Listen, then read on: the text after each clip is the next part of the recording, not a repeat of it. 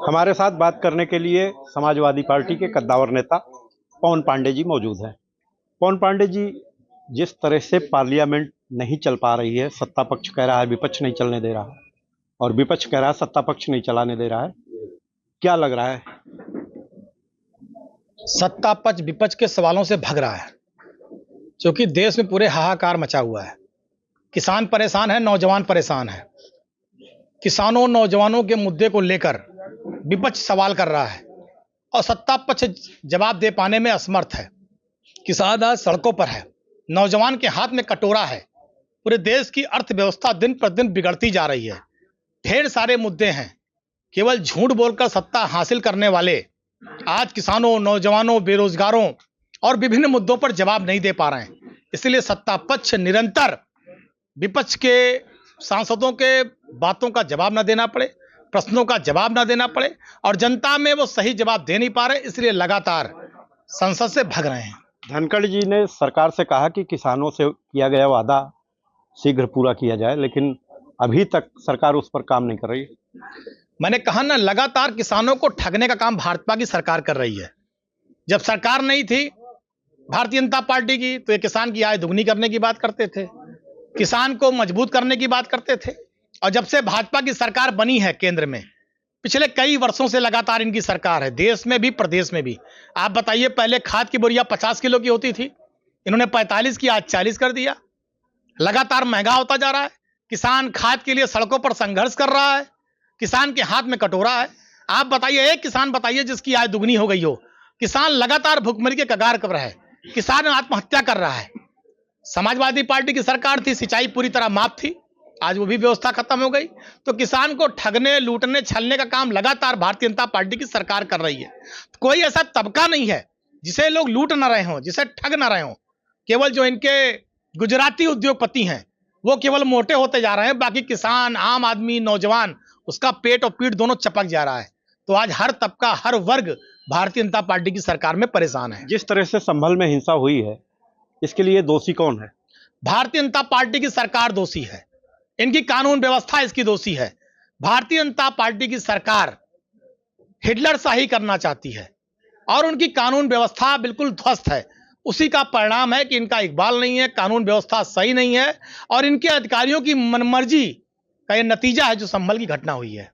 धर्म स्थलों की व्यवस्था जिस तरह से 1947 में थी, उसी को लेकर के एक संशोधन किया गया था कि उसी स्थिति को बरकरार रखा जाएगा, लेकिन लगातार मस्जिद, मजार, हर जगह मस्जिदों के नीचे मंदिर ढूंढे जा रहे हैं, शिवलिंग ढूंढे जा रहे हैं। क्या कारण है? ऐसा है कि भारतीय जनता पार्टी हर मुद्दे पर फेल है। इनके पास नौकरी है नहीं, रोजगार है नहीं, शिक्षा है नहीं, अस्पताल है नहीं, सड़क, बिजली, पानी है नहीं, फैक्ट्री है नहीं। इन सब चीजों से भारतीय जनता पार्टी का कोई लेना देना नहीं है।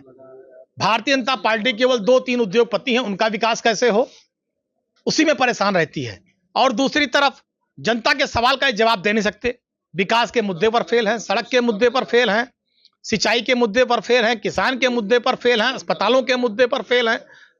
तो जाहिर सी बात है, केवल ध्यान भटकाने के लिए हर मस्जिद के नीचे मंदिर ढूंढना, जनता को लड़ाना, हिंदू मुसलमान को लड़ाना, बंटवारा करना, यही भारतीय जनता पार्टी का मूल चरित्र है और वही काम भारतीय जनता पार्टी कर रही है। केवल ये हिंदू मुसलमान को लड़ाना चाहते हैं, वैमनस्यता पैदा करना चाहते हैं, भाई को भाई से लड़ाना चाहते हैं और वही काम भारतीय जनता पार्टी कर रही है।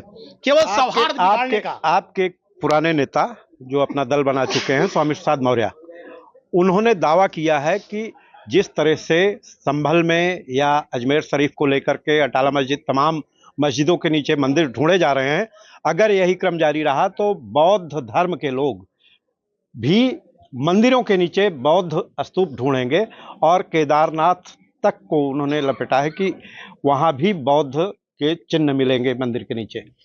मैं स्वामी प्रसाद मौर्य की किसी विचार पर कोई विचार नहीं देना चाहता।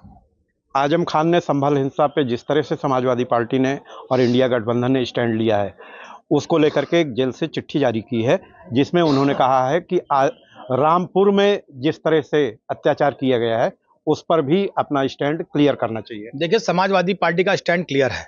संभल में जो घटना हुई, हमारे राष्ट्रीय अध्यक्ष माननीय अखिलेश यादव जी पहले दिन से निगाह रखे, पहले दिन से वो सारी प्रतिक्रियाएं दे रहे हैं। संभल जाने की उन्होंने बात कही, प्रशासन ने जानने नहीं दिया। हमारा डेलीगेशन उन्होंने भेजने की बात की, जिसमें माता प्रसाद पांडे जी और ढेर सारे सांसद लोग थे प्रतिनिधिमंडल में। उसमें भी प्रशासन ने, आपने देखा होगा किस तरह से बैरिकेडिंग करके घर से बाहर लोगों को निकलने नहीं दिया। जो संभल में घटना हुई, जो लोग मारे गए, उनके परिवार की मदद करने से लेकर और न्याय की करने की बात लगातार समाजवादी पार्टी। लेकिन आजम खान पूरी ने बात सुनिए ना, या तो अपनी पूरी बात सुनिए करिए, आंसर लिया करिए मुझसे पूरा, आधे मिनट टोका करिए। समाजवादी पार्टी पूरी मदद कर रही है। जो लोग मारे गए उनके परिवार की मदद करने की हम बात कर रहे हैं। पूरी लड़ाई समाजवादी पार्टी लड़ रही है। आजम साहब ने चिंता व्यक्त की है, उनका चिंता व्यक्त करना अपनी जगह जायज है कि संभल में जिस तरह की घटना हुई, लोग मारे गए, उस पर समाजवादी पार्टी भी चिंतित है। हमारे राष्ट्रीय अध्यक्ष जी लगातार उनकी बातों को उठा रहे हैं और समाजवादी पार्टी, जो लोग संभल में घटना हुई है, जो भारतीय जनता पार्टी की सरकार की नाकामी है, उसके खिलाफ समाजवादी पार्टी लड़ रही है, बोल रही है। और समाजवादी पार्टी संभल के लोगों को न्याय मिले, इसके लिए हमेशा राष्ट्रीय अध्यक्ष श्री अखिलेश यादव जी के नेतृत्व में प्रयासरत है। आजम खान का कहना है कि जिस तरह संभल पे स्टैंड लिया, उसी तरह से रामपुर की तमाम घटनाएं हैं, उन पर भी स्टैंड लेना चाहिए, क्योंकि वहां भी तमाम उत्पीड़न हुए। लिया है वो आदरणीय आजम साहब और राष्ट्रीय अध्यक्ष जी से बेहतर कोई नहीं जानता कि समाजवादी पार्टी के राष्ट्रीय अध्यक्ष माननीय अखिलेश यादव जी ने हमेशा आजम साहब की लड़ाई लड़ने का काम, उनके सम्मान की लड़ाई लड़ने का काम और रामपुर के लिए हमेशा राष्ट्रीय अध्यक्ष जी ने किया। और वो चीज आजम साहब भी जानते हैं और माननीय राष्ट्रीय अध्यक्ष जी भी जानते हैं।